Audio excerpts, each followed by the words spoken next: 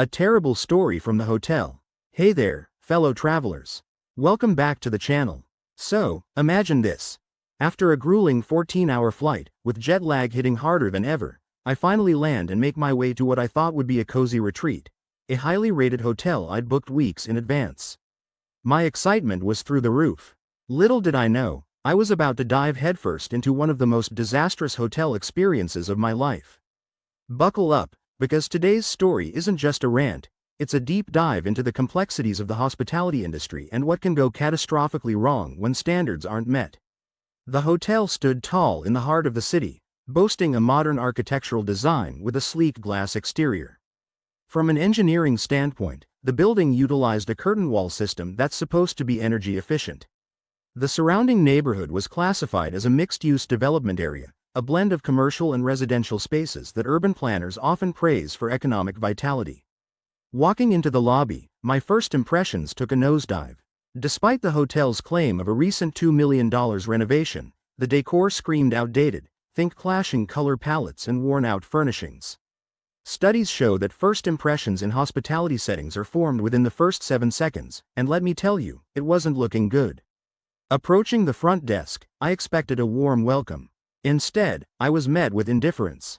The staff lacked the basic customer service etiquette that hospitality experts say is crucial for guest satisfaction.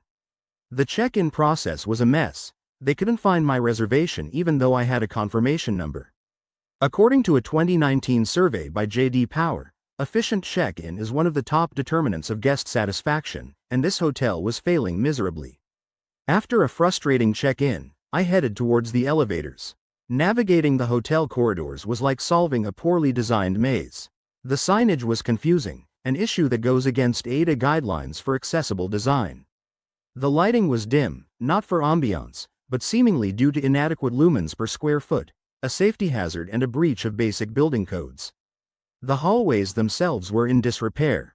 Stained carpets indicated neglect and potential biohazards. According to the IICRC, carpets should be professionally cleaned every 12 to 18 months to maintain hygiene.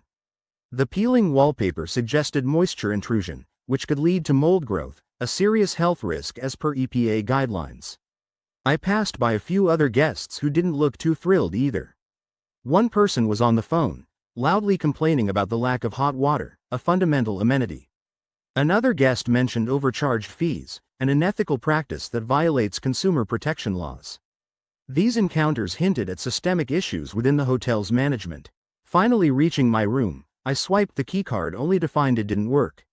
After several attempts, I trekked back to the front desk, a 10-minute walk due to the labyrinthine layout.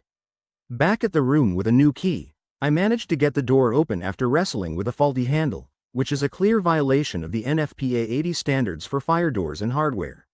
Stepping inside, I was hit with a blast of stale air mixed with a hint of mildew. The room's HVAC system was evidently not functioning correctly, potentially violating ASHRAE ventilation standards. The furniture was dated and showed signs of wear and tear beyond normal depreciation rates used in hospitality asset management.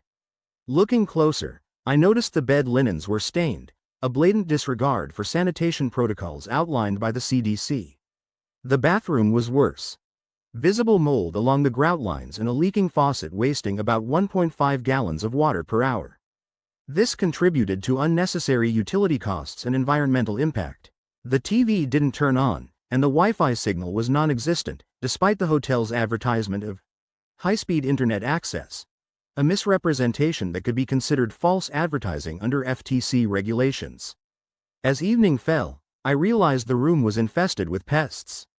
Tiny ants were crawling along the windowsill, and I spotted a cockroach near the minibar. Pest infestations are not just gross, they're indicators of significant lapses in the hotel's Integrated Pest Management (IPM) program, which is essential for maintaining health and safety standards. The noise levels were unbearable. Sounds from neighboring rooms came through the walls as if they were paper-thin, suggesting insufficient soundproofing materials like mass-loaded vinyl or acoustic insulation. Safety concerns began to stack up. The door's deadbolt didn't lock properly, violating ANSI BHMA standards for security hardware. The windows lacked restrictors, posing a fall risk from my 8th floor room, a serious liability issue under premises liability law. I tried calling the front desk, but the room phone wasn't working, probably disconnected due to neglected maintenance. Using my cell phone, I finally reached them after several attempts. The staff's response was apathetic. They said they'd make a note of it, but took no immediate action. Frustrated, I went down to the reception in person. The wait time was excessive, likely due to understaffing, a common cost-cutting measure that often backfires by diminishing service quality. When I finally spoke to someone, they were dismissive, offering no solutions or compensation, which goes against the service recovery paradox theory that suggests effective problem resolution can enhance customer loyalty. I requested a room change, but was told no other rooms were available. This contradicted the hotel's online booking system, which showed multiple vacancies, indicating a possible internal communication breakdown or deceptive practices. Determined to find a resolution, I asked to speak with the hotel manager. Conveniently, they were in a meeting, a classic avoidance tactic. Under the hospitality industry's best practices, management should be accessible to address guest concerns promptly. While waiting, I struck up conversations with other guests in the lobby. One couple shared that their room hadn't been cleaned in days, a violation of standard operating procedures for housekeeping. Another guest mentioned unauthorized charges on their bill, potentially infringing on PCI-DSS compliance regarding credit card transactions. Realizing these were systemic issues, I began documenting everything. I took photos of the room's condition, recorded conversations when permissible under local laws, and saved all correspondence. Documentation is crucial for building a case, whether for corporate complaints or legal action. At this point, staying was no longer an option. The cumulative effect of unsanitary conditions, safety hazards, and unresponsive staff made it clear that my well-being was at risk. According to Maslow's hierarchy of needs, basic physiological and safety needs weren't being met. I searched for alternative accommodations. Thankfully, leveraging dynamic pricing models on booking platforms, I snagged a last-minute deal at a reputable hotel nearby. It cost an extra $150 per night, a 25% increase from my original booking, but the value of peace of mind is immeasurable. I informed the front desk of my departure, citing the numerous issues. Their reaction was nonchalant, with no attempt at service recovery, a stark contrast to the principles outlined in the guest relations protocols of major hospitality corporations. Moving to the new hotel was a breath of fresh air, literally and figuratively. The staff adhered to the AAA 5-diamond standards, showcasing professionalism and attention to detail. My room was immaculate, featuring smart technology integrations like energy-efficient lighting systems and advanced air filtration, a nod to the industry's move towards sustainable practices. Reflecting on the ordeal, I realized the significant impact it had on my trip. I lost valuable time, approximately 6 hours, dealing with the situation, which is a direct cost in opportunity terms. I decided to take action beyond just a scathing online review. I filed a formal complaint with the hotel's corporate headquarters, detailing the breaches in service and safety standards. Additionally, I reported the establishment to the local health department and the Better Business Bureau. Holding businesses accountable is essential for consumer protection and industry improvement. So, what can we glean from this experience? Firstly, thorough research is non-negotiable. Don't just rely on star ratings or glossy photos. Dive into recent guest reviews and pay attention to recurring issues. Websites like TripAdvisor and Yelp can provide valuable insights, but also consider checking inspection scores from local health departments when available.